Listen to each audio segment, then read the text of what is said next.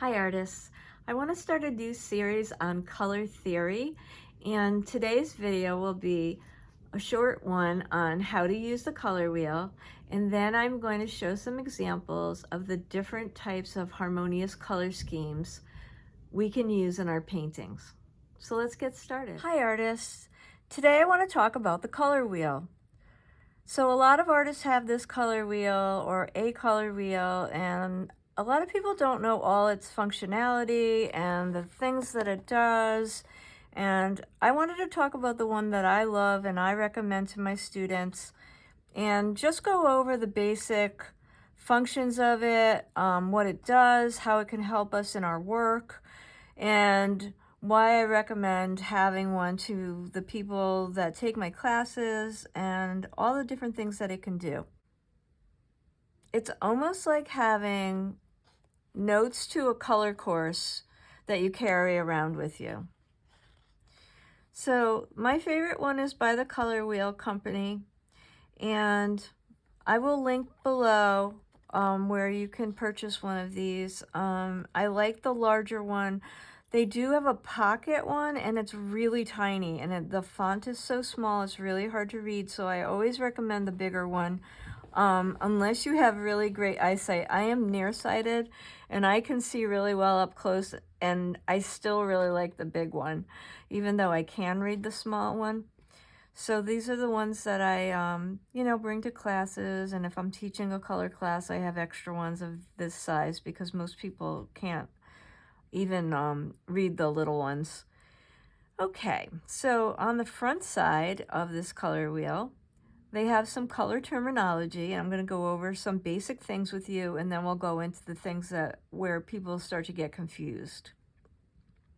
So it starts telling you about primary colors, which most people know are red, yellow, and blue.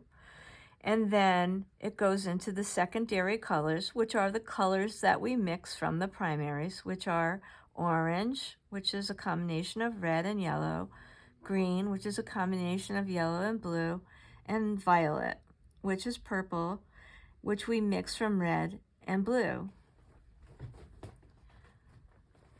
So then we get into tertiary colors, which is a big word for the colors we mix from a secondary color like orange, mixing it back to a primary like red to create red-orange, or orange, a secondary color, mixing it back to yellow to create yellow-orange. So it's just a big word that says we're taking a secondary and mixing it back to a primary. So we're talking about colors like yellow-green, blue-green, blue-violet, red-orange, and yellow-orange. So it's just simply a terminology for those other colors that we mix from secondaries and primaries. Then we want to talk about warm and cool colors. So I'm going to put red at the top so you can see it. And so I always say that warm colors are the colors of fire, red, orange, and yellow. And then cool colors are the colors of water. So blue, turquoise, green, and then violet can be either, which is where people get confused, but regular purple or violet and blue violet are cool, and red violet is warm. Why do we need to know what's warm and which ones are cool? Well, in painting, cool colors seem to recede in a picture and warm colors advance. So that can help you while you're, setting up composition or thinking about which colors to choose. Colors that you want to seem like they're farther away. You may want to choose a cool color for those, or a cool version of a color for those, and your warmer versions of colors for the ones that are further up in your painting. So then we have some color terms on this side that we'll go over. These are all defined on the front.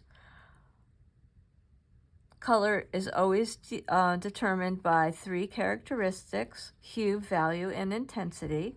So hue is just the name of a particular color. So blue, orange, green, yellow, those are all hues. The value is the relative lightness or darkness of a color. Now, on the front here, we have a gray scale of value. So it goes from white all the way to black, and each color also has a value scale going from the darkest dark to the lightest light in each color. So that is value. It's the relative lightness or darkness of a color. The intensity or chroma is the purity of color, which determines its relative brightness or dullness. Now, there's very common color terms that people throw around not knowing what they really mean, that you'll know these terms, but maybe not what they actually mean, which are tint, tone, and shade.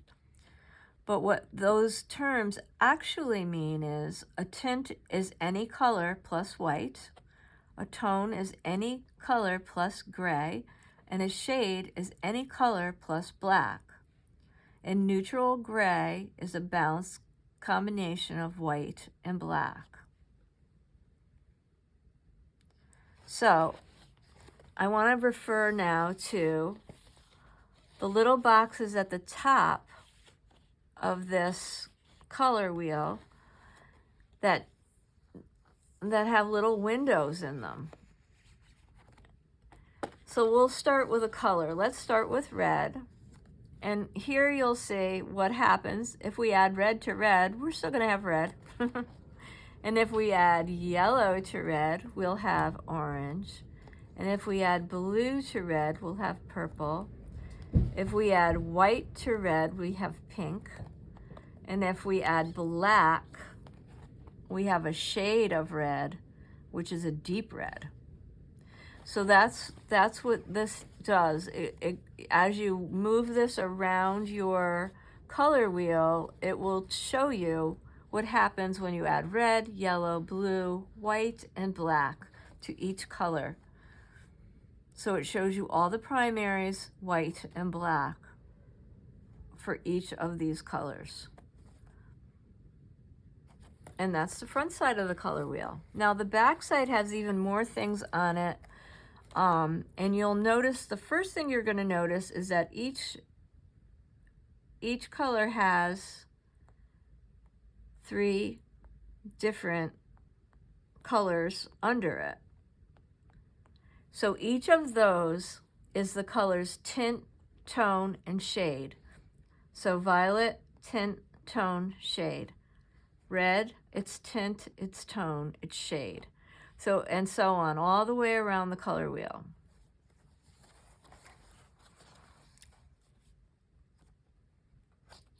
Now we're going to talk about harmonious color schemes.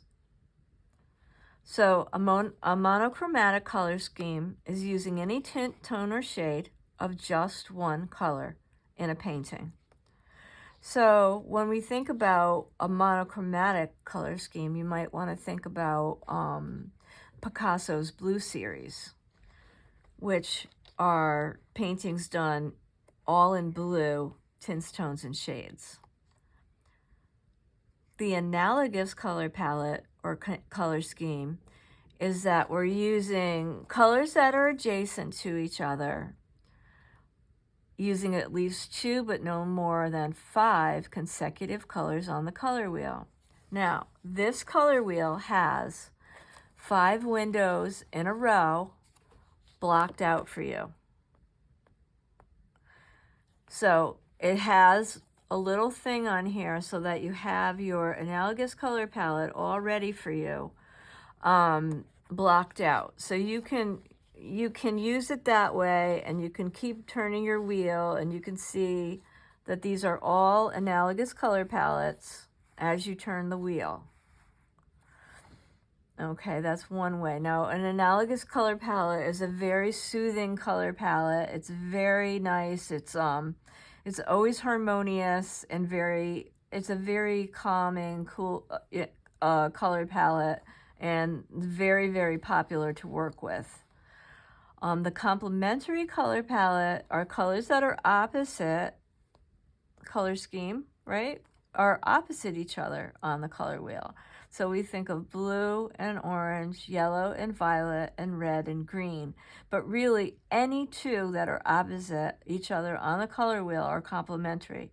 Now, when complementary colors are put next to each other, they're very dynamic. They look amazing together. They vibrate against each other, and they make a very bold statement. When we mix them together, they create neutrals, and you can create beautiful grays and browns and dark colors, if depending on the intensity or the pigment density when you're mixing them together. So a lot of artists mix complements intentionally to create the darks in their paintings. So they're really fun to swatch to see if you can make beautiful neutrals to go in your paintings. And also, when we put them next to each other, they make a very bold and dynamic statement. Now we're going to talk about what's going on in here. This is what confuses a lot of my students. No one ever knows how to use this part of the color wheel, and it's a really fun part to use. So this shows complementary colors, and split complementary colors is the next thing it shows. This white triangle with the three indicators shows you a split complementary color palette. So blue, yellow, orange, and red orange, for instance, in this case, are split complementary colors. So every time we move this color wheel, we get another set of complementary colors and split complementary colors. The other boxes do the same thing. This is a triad. Blue, green, yellow, orange, and red, violet are also a harmonious color palette. The same with the other boxes. These rectangles and the rectangle and the square are also a harmonious color palette. So all of these corners and all of these little arrows indicate harmonious color palettes. So every time you change this, those color palettes change, and it gives you many, many choices to make. So if you have a main color that you're interested in working with, you can check out all those different options to see which one is the one that's most appealing to you. Now, my favorite color palette is the analogous color palette with a complementary pop, or a split complementary with the analogous. Now, that's a very commonly seen color palette in a lot of master paintings as well. So it's one of my favorites. And this particular color wheel, also by the color wheel company called the Interior Design Color Wheel, gives you the analogous color palette, which you can continue to change. And then below it, it gives you the complementary color and the split complementary at the same time. So you can just kind of go through. So I do recommend this one as well to my students. I usually have it with me at classes, and people can just check it out and see it. But I will also link to this one if you think you might be interested in it. This one also shows tints, tones, shades, and a more intense tint at the very top. So it shows you a little bit more white added. A lot of people do like to paint with a lot of white in their on their palette. And this is a designer's color wheel, but it is very nice for painters as well. And on the back of this, there's a lot of information about color schemes related, split complementary, and monochromatic color schemes. It also has a value scale in color and in black and white. And it has a whole bunch of stuff about color, understanding value in color, and just a whole bunch of different things about using this particular wheel and color schemes. So now I'd like to share with you some different master paintings that I love, that will be examples of the different types of color schemes. We've been talking about monochromatic, analogous, complementary, and some that are actually double complementary color palettes. So you can see examples of what they look like in an actual painting. This Matisse collage has a monochromatic color palette. This is a monochromatic painting by Milton Avery. This is a monochromatic painting by František Kupka.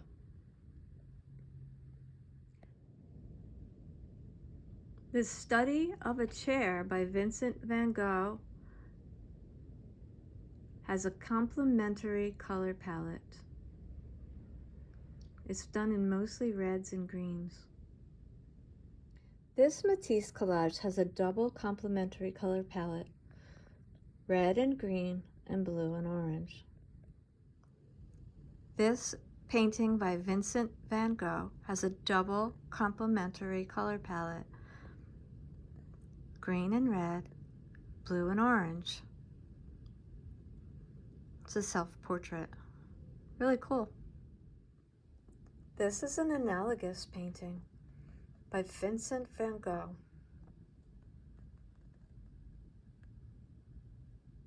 This painting by Van Gogh has an analogous color palette. This is an analogous painting by Milton Avery.